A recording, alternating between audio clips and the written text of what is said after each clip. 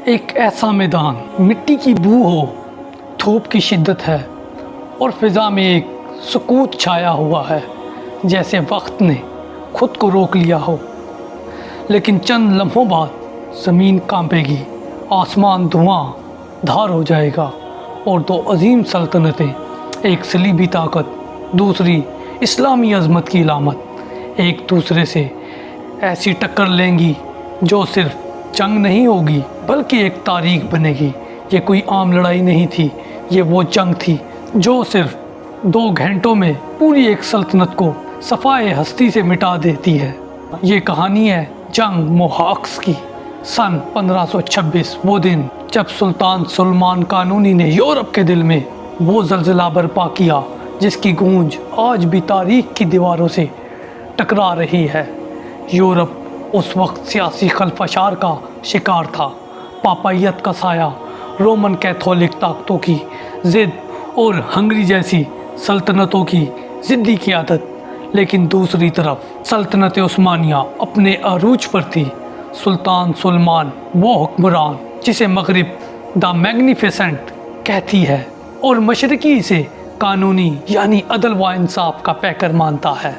उस वक्त सुल्तान दुनिया के ताकतवर तरीन शहनशाहों में शुमार होता था। इसने रूम, बल्कान, शाम, इराक, मिस्र सबको अपने परचम तले लाकर एक ऐसा इस्लामी अरूज दिखाया जो शायद खिलाफत राशिदा के बाद पहली मर्तबा दुनिया ने देखा हो। अब इसकी नज़रें थी यूरोप पर और ख़ास तौर पर उस सल्तनत पर जो उस्मानियों के लिए सबसे बड़ी रुकावट बन चुकी थी, यानी हंगरी, जो बैटल ऑफ मोहाक्स का जरिया बनी। हंगरी के बादशाह लुई दोम को न सिर्फ उस्मानी ताकत का अंदाज़ा था बल्कि वो अपनी अंदरूनी सियासत, पापायत की चालाकियों और मगरबी गुरूर में अंधा हो चुका था। वो ये समझ रहा था कि तुर्क सपा यूरोप के मैदानों में ना टिक सकेगी, लेकिन वो भूल गया कि ये वही सपा है जिसने कुस्तुनतुनिया को कुछ साल पहले फतह किया था। ये वही हाथ हैं जिन्होंने अनातोलिया को मुत्तहिदा किया और जिनकी दुआओं में फातिहीन का लहू शामिल है। फिर 19 अगस्त 1526 का वो दिन आया जब मोहाक्स की वादी में सूरज की रोशनी तलवारों पर चमक रही थी और दोनों फौजें एक ऐसी लड़ाई के लिए तैयार खड़ी थी जो सिर्फ जंग नहीं थी बल्कि वो दो तहजीबों का आपस में टकराव था। सुल्तान सुलेमान के सीने में कोई गुरूर ना था, सिर्फ जज्बा था, और लुई दोम के खैमों में खौफ का बसेरा था जिसे फतह के नारे में छुपाने की कोशिश की जा रही थी। यहाँ 2 सल्तनतें, 2 राहें, लेकिन नतीजा सिर्फ एक था। ये वो लम्हा था, कौन जीतेगा, बैटल ऑफ मोहाक्स। ये वो लम्हा था जब सल्तनत उस्मानिया ने यूरोप के दिल में ऐसा वार किया कि हंगरी जैसी ताकतवर रियासत का ताज भी बह गया और तख्त भी। ये सिर्फ एक फौजी फतह ना थी, ये यूरोप के गुरूर का दफन होना था। और ये वीडियो इस दिल दहला देने वाली, जज्बात से भरपूर और इबरतनाक तारीख आपके सामने पेश कर रहा हूँ। आइए चलते हैं उस वक्त जब सुल्तान सुलेमान कानूनी ने यूरोप के सबसे बड़ी सलीबी रियासत को झटका दिया और मोहाक्स तारीख का कब्रिस्तान बन गया। जब मोहाक्स की वादी में सूरज सुस्त रवि से बुलंद हो रहा था तब शायद किसी को अंदाज़ा ना था कि ये दिन तारीख का रुख मोड़ देगा। लेकिन हकीकत ये है कि ये जंग अचानक नहीं हुई, ये तसादुम बरसों पर मुहित कशमकश, ज़िद, मजहबी तासुब और सियासी चालाकियों का नतीजा था। ये एक सुल्तान के सब्र का इम्तिहान था और एक बादशाह की नादानी का अंजाम। पिछली कई दहाइयों से सल्तनतें उस्मानिया और हंगरी के दरमियान सरहदी झड़पें जारी थी। हंगरी जो सल्तनत रूम के बाद मशरक़ी यूरोप की सबसे बड़ी ईसाई ताकत तस्वुर की जाती थी, अपनी पोजीशन को मजबूत रखने के लिए उस्मानी फतूहात को ख़तरा समझती थी। जब सुल्तान सुलेमान ने तख्त संभाला तो वो सिर्फ फतूहात का शौकीन नहीं था बल्कि एक दानिशमंद हुक्मरान भी था। इसने इब्तिदा में हंगरी से बराह रास्त जंग से गुरेज किया, लेकिन हंगरी के नौजवान बादशाह लुई दोम ने हालात को बिगाड़ने में कोई कसर न छोड़ी। सुल्तान ने लुई दोम को खिराज की याद दहानी कराई जो उस वक्त के कई मसीह हुक्मरान उस्मानियों को देते थे ताकि अमन को कायम रखा जा सके, लेकिन लुई दोम ने इसे अपनी तौहीन समझा और वही किया जो अक्सर कमज़ोर बादशाह करते हैं। लुई दोम सिर्फ अपने फैसलों का कैदी न था, बल्कि इसके गिर्द पापायत का जाल भी तंग होता जा रहा था। रूम में बैठे पोप को उस्मानियों की बल्कान में मुसलसल पेशकदमी एक भयानक ख्वाब लग रही थी। कुस्तुनतुनिया की शिकस्त अब तक यूरोप के गिरजाघरों में एक मातम बन चुकी थी और मोहाक्स के मैदान को एक सलीबी इंतकाम के मरकज़ के तौर पर तैयार किया जा रहा था। पोप ने हंगरी को उस्मानियों के खिलाफ खुदा की जंग कहकर एक नए सलीबी जज्बे से लबरेज किया, जिसका नतीजा ये निकला हंगरी को यूरोप की बड़ी बड़ी रियासतों से ज़ुबानी दुआएं और खाली वादे तो मिले, मगर अमली तौर पर कोई बड़ी मदद ना मिल सकी। इधर सुल्तान सुलेमान ने वक्त का इंतज़ार ना किया, इसने मिस्र को फतह किया, हज्जाज में खिलाफत का नफाज को मजबूत किया और अपनी सिपा को जदीद खतूत पर तैयार करने लगा। इसके दिल में एक इरादा था, इस्लाम का झंडा वहाँ तक ले जाना है जहाँ तक कभी किसी खिलाफत ने कदम ना रखा हो। और जब लुई दोम ने तुर्की से सरहदी इलाकों में दोबारा हमले शुरू किए, मुसलमान कासदों को जलील किया और उस्मानी खर्राज को ठुकरा दिया, तो अब वक्त आ चुका था कि बैटल ऑफ मोहाक्स का मैदान सजे। सुल्तान सुलेमान कानूनी ने अपने दरबार में फरमाया, हम जंग के ख्वाहिशमंद नहीं, मगर हमारे सब्र को कमज़ोरी समझा जाए तो तलवार हमारा जवाब देगी। उस्मानी लश्कर हरकत में आया और साथ ही लुई दोम ने भी मैदान सजा लिया, ये जाने बगैर कि वो खुद अपनी सल्तनत की कब्र खोद रहा है। ये जंग अब सिर्फ ज़मीन के लिए नहीं थी, ये अकीदे, अना और तारीख़ के फैसला कुन मोड़ पर एक आखिरी धावा था। और दोनों फौजों ने अपने लश्करों की तैयारी शुरू की और एक तूफ़ान का आगाज़ होने वाला था। जब सल्तनतों के दरमियान आखिरी बात ख़त्म हो जाए तो बात सिर्फ एक पर रह जाती है, और वो है तलवार। और अब सुल्तान सुलेमान कानूनी की तलवार नियाम से निकल चुकी थी। सन 1526 ईस्वी रजब का महीना, सुल्तान सुलेमान कुस्तुनतुनिया से एक अजीम लश्कर लेकर निकला। ये रवानगी आम फौजी पेशकदमी ना थी, बल्कि एक मुकम्मल रियासती काफिला था।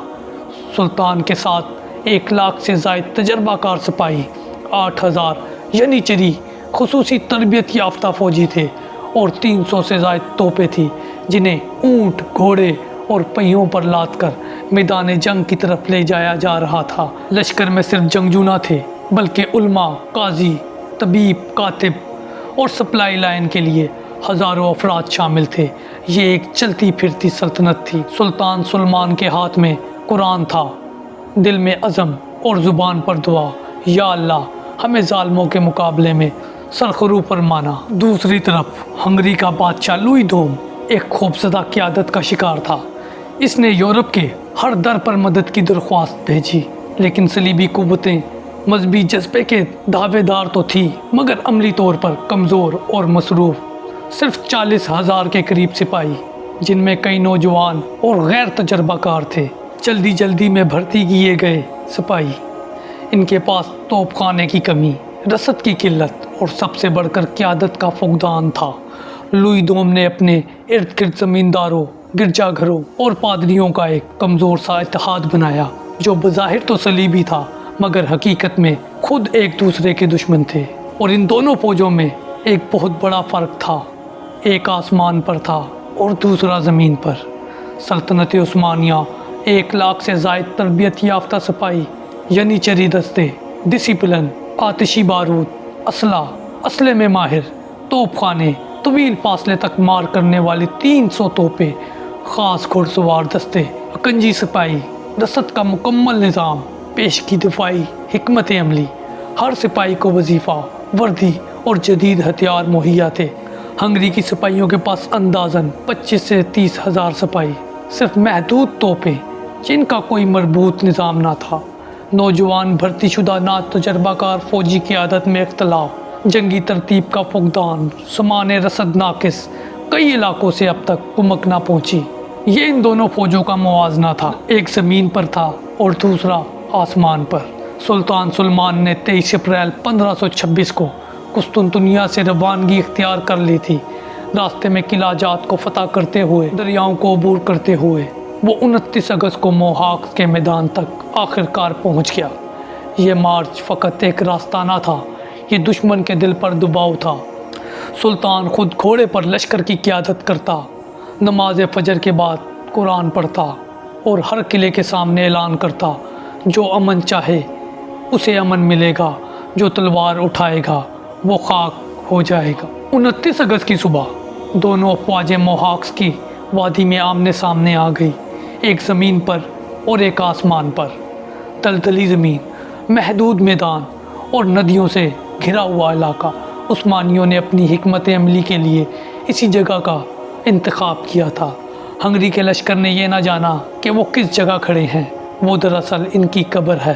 29 اگست 1526 کی وہ صبح جب سورج نے موہاکس کی دلدلی وادی میں اپنی پہلی کرن ڈالی تو فضاؤں میں ایک عجیب سی سنجیدگی تھی۔ دونوں افواجیں آمنے سامنے تھی، لیکن ان کی خاموشی ان کے شور سے زیادہ خطرناک تھی۔ سلطان سلمان قانونی خیمے سے باہر نکلا، تلوار اپنے ہاتھ میں اٹھائی، نگاہیں سامنے دشمن کی صفوں پر تھی۔ ادھر ہنگری کے نوجوان بادشاہ لوئی دوم نے بھی اپنی سپہ کو ہمت دلانے کی کوشش کی، لیکن اس کی پیشانی پر پسینے کی لکیریں اور آنکھوں میں انجانا سا خوف جھلک رہا تھا۔ یہ وہ لمحہ تھا جہاں حکمت عملی ہی فیصلہ کرتی ہے۔ فتح کی شاہراہ کون لے گا اور شکست کا قبرستان کس کے نصیب میں آئے گا؟ سلطان سلمان نے اس جنگ کے لیے ایک نہایت ماہرانہ اور شاطرانہ حکمت عملی تیار کی، جو 3 حصوں پر مشتمل تھی، جس میں نمبر 1 مرکزی محاذ، سادہ سپہ معمولی مزاحمت کے ساتھ کھڑی کی گئی تاکہ دشمن کو اعتماد ہو کہ یہ کمزور محاذ ہے۔ یہاں عثمانیوں نے ایک نفسیاتی کھیل بھی کھیلا، دشمن کو آگے بڑھنے پر مجبور کیا گیا۔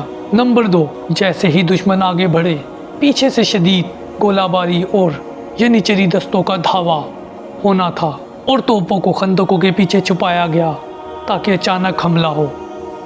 دائیں اور بائیں بازو پر گھڑ سوار دستے اور اکنجی سپاہی دشمن کے پہلو پر حملے کے لیے تیار۔ جیسے ہی ہنگری فوج ایک درمیانی محاذ پر الجھے تو دونوں طرف سے ان پر کاری ضرب لگائی جائے۔ یہ سب کچھ ایک خاموش تال میل کے ساتھ ترتیب دیا گیا، جیسے موت اپنے پنجے سمیٹ کر بیٹھ گئی ہو۔ دوسری طرف ہنگری کے بادشاہ لوئی دوم نے جو حکمت عملی تیار کی تھی تو کچھ نہیں، جو تھی وہ بھی جذبات سے لبریز اور عقل سے خالی تھی۔ لوئی دوم نے عثمانی صفوں کو کمزور سمجھتے ہوئے فوری حملہ کرنے کا فیصلہ کیا، یہ جانے بغیر کہ وہ جس کو کمزوری دیکھ رہا تھا وہ دراصل ایک مہلک چال تھی۔ ہنگری کی فوج میں زیادہ تر نوجوان اور ناتجربہ کار سپاہی تھے جنہیں دشمن پر ٹوٹ پڑنے کا حکم دیا گیا۔ پیچھے کچھ توپیں اور کماندار تھے، لیکن توپ خانے کی تعداد اور استعداد انتہائی کمزور تھی۔ دائیں و بائیں کچھ زمیندار فوجیں جن کی وفاداریاں مشکوک تھی اور تربیت برائے نام تھی۔ یہ ساری ترتیب ایک عجلت کا نتیجہ تھی جس میں عقل کم اور غرور زیادہ تھا۔ موہاکس کا میدان اصل میں ایک دلدلی وادی تھی، بارشوں کے بعد زمین نرم تھی اور میدان دونوں جانب سے محدود۔ عثمانیوں نے اسی مقام کو چنا کیونکہ وہ جانتے تھے کہ ہنگری کے گھوڑے یہاں زیادہ دیر نہیں چل سکیں گے، اور سب سے بڑی بات، آسمان کی طرح کھلا علاقہ جہاں سے عثمانی توپوں کے گولے دور دور تک جا سکتے تھے۔ سلطان نے محاذ کے پیچھے ایک بلند جگہ پر توپیں رکھوائیں جنہیں دشمن دیکھ بھی نہ سکتا تھا۔ جنگ شروع ہونے سے پہلے دونوں لشکر ایک دوسرے کو گھور رہے تھے۔ سلطان سلمان نے قرآن ہاتھ میں لے کر دعا کی، یا اللہ ہمیں ظالموں کے مقابلے میں ثابت قدمی عطا فرما اور ہمیں فتح عطا کر جیسے تو نے بدر میں کی تھی۔ لوئی دوم نے اپنی فوج کی طرف دیکھا اور بلند آواز میں نعرہ لگایا، آگے بڑھو، خدا ہمارے ساتھ ہے۔ مگر وہ نہیں جانتا تھا کہ وہ دشمن کے جال میں داخل ہو چکا ہے۔ 29 اگست 1526 کی دوپہر موہاکس کی وادی پر سورج پوری شدت سے چمک رہا تھا۔ ہوا میں گرد و غبار، زمین پر گھوڑوں کے سموں کی دھمک اور آسمان شاید خود بھی لرز رہا تھا۔ ہنگری کے بادشاہ لوئی دوم نے نعرہ لگایا اور اس کی فوج بغیر کسی ترتیب، بغیر کسی پس و پیش کے عثمانی صفوں پر ٹوٹ پڑی۔ یہ وہ لمحہ تھا جس کا سلطان سلمان قانونی انتظار کر رہا تھا، ایک جذباتی دشمن جو خود اپنے پاؤں آگ میں دھکیل رہا تھا۔ ہنگری کی افواج نے عثمانی لشکر کے مرکزی محاذ پر زوردار حملہ کیا۔ ابتدائی جھڑپوں میں کچھ عثمانی صفیں پیچھے ہٹی، جس سے ہنگری فوج کو گمان ہوا کہ دشمن شکست کھا رہا ہے، لیکن حقیقت یہ تھی کہ عثمانیوں نے جان بوجھ کر پیچھے ہٹنے کی چال چلی تھی، دشمن کو آگے کھینچنے کے لیے۔ اور جیسے ہی ہنگری سپاہ آگے بڑھی، اچانک عثمانی توپ خانے نے گرجنا شروع کر دیا، جیسے آسمان چیخ پڑا ہو، زمین ہلنے لگی اور سینکڑوں ہنگری کے سپاہی لمحوں میں خاک میں مل گئے۔ توپوں کے بعد اب میدان میں آئے ینیچری سپاہی، وہ فوجی جو آتشی اسلحہ، تلواریں، تیر اور ترتیب میں بے مثال تھے۔ انہوں نے صفوں کو ترتیب سے توڑا اور ہر اس ہنگری سپاہی پر قہر بن کر ٹوٹے جو توپوں سے بچ نکلا تھا۔ لوئی دوم کے جوان بغیر نظم و ضبط ایک ایک کر کٹنے لگے۔ اب سلطان سلمان قانونی نے اپنا آخری مرحلہ شروع کیا۔ اکنجی سپاہی جو دائیں اور بائیں بازو پر چھپے تھے، انہوں نے اپنے گھوڑوں پر سوار ہو کر ہنگری افواج کے پہلو سے حملہ کیا۔ دشمن چاروں طرف سے گھر چکا تھا، پیچھے سے توپیں، آگے سے ینیچری اور اطراف سے گھڑ سوار دستے۔ یہ اب جنگ نہیں، ایک قتل عام بن چکا تھا۔ خود لوئی دوم اپنی فوج کے ساتھ میدان میں تھا، لیکن جب شکست یقینی ہوئی تو وہ پیچھے ہٹنے لگا۔ فرار کے دوران اس کا گھوڑا دلدلی زمین میں دھنس گیا اور بادشاہ خود نیچے گر کر خندق میں دم توڑ گیا۔ یورپ کا غرور دلدل میں دفن ہو چکا تھا۔ دوستو، جنگ محاکس محض 1.5 گھنٹے کی وہ آندھی تھی جس نے ہنگری کی سلطنت، اس کے بادشاہ، اس کی فوج، اس کے مستقبل، سب کچھ کو مٹی میں دفن کر دیا تھا۔ جب میدان جنگ میں گرد بیٹھ گئی تو وہاں صرف لاشیں تھیں، خون تھا، ٹوٹی ہوئی تلواریں اور عثمانی جھنڈا جو ہنگری کی زمین پر لہرا رہا تھا۔ تقریباً 20,000 کے قریب ہنگری کے سپاہی مارے گئے اور باقی سب فرار ہو گئے، اور ہنگری کے بادشاہ لوئی دوم جو یورپ کا غرور تھا، وہ ایک گمنام دلدل میں جان کی بازی ہار چکا تھا۔ اب ہنگری کا خاتمہ ہو چکا تھا اور عثمانی فتح یاب۔ سلطان سلمان جب میدان میں آیا تو اس کے قدموں تلے وہ سرزمین تھی جو کبھی سلطنت ہنگری کا مرکز تھی۔ سلطان سلمان نے وہاں نماز شکر ادا کی اور پھر ہنگری کے دارالحکومت بودا میں داخل ہوا۔ عوام نے بغیر کسی مزاحمت کے شہر کی کنجیاں سلطان سلمان قانونی کے حوالے کر دی۔